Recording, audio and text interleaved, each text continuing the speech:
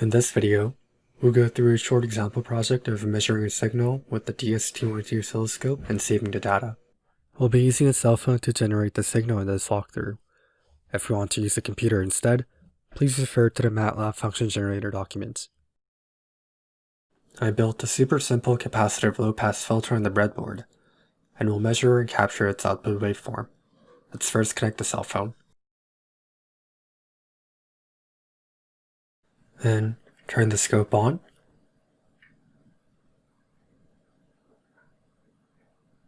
And connect the probe to the circuit.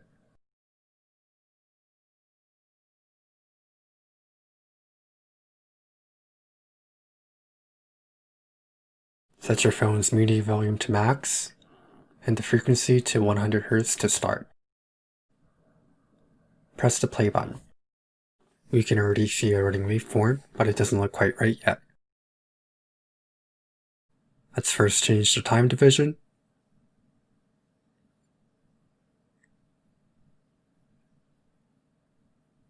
And the trigger level.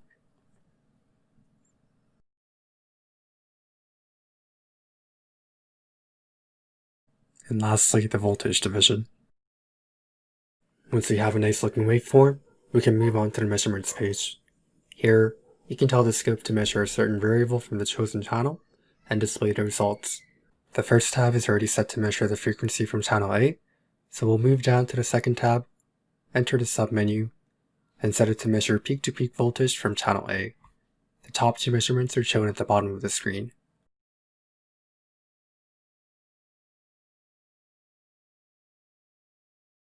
At this point, I'm going to save the waveform.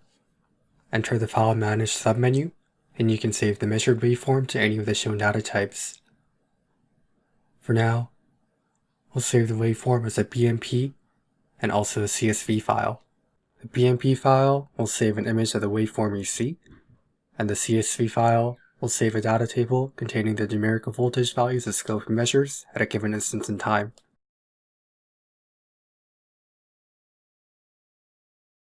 If you just want an image of the signal, you can press the Run Pause button and the S wheel at the same time to save a BMP file without having to enter this subpage. We'll move these files to a computer in a little bit. We'll try increasing the frequency.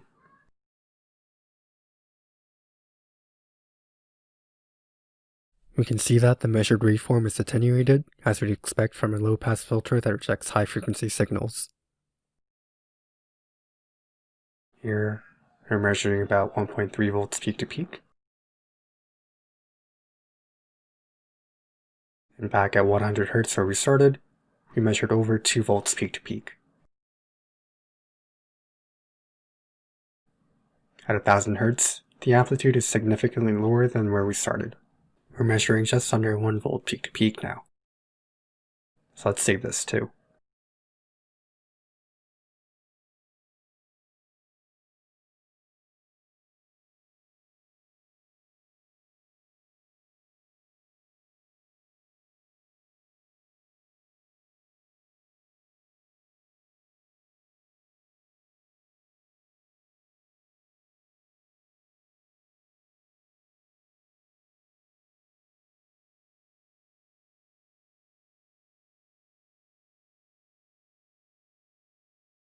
I'm going to measure one more signal, just for fun.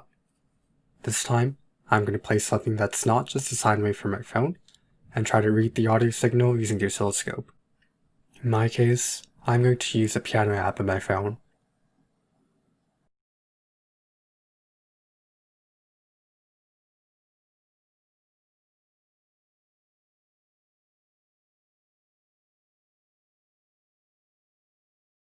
When you do this, remember to max the media volume on your phone so that the signal is more easily visible.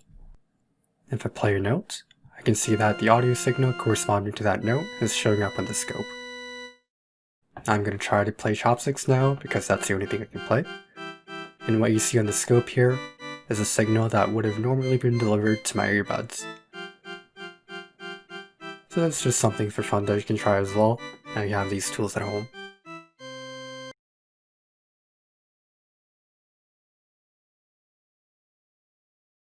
Now that we captured the signal using the scope, let's bring it up on a computer. If I plug the scope into a computer using a micro USB cable, I'll recognize the scope as a regular thumb drive. Power on the scope before plugging it in though, as the computer sometimes has trouble recognizing it when it's powered off, based on my experience. So now I can open a File Explorer and interact with the scope as I would with any other thumb drive. Here are the images I saved earlier, so we can take a look at these.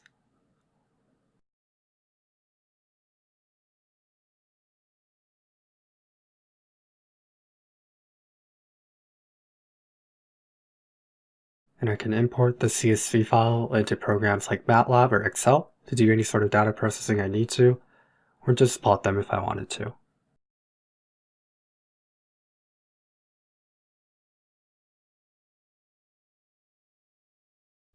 In this video, we went through an example project in which we measured two types of signals, captured the data, and exported it to a computer. You should now have the basic knowledge you need to get started on your ECE labs.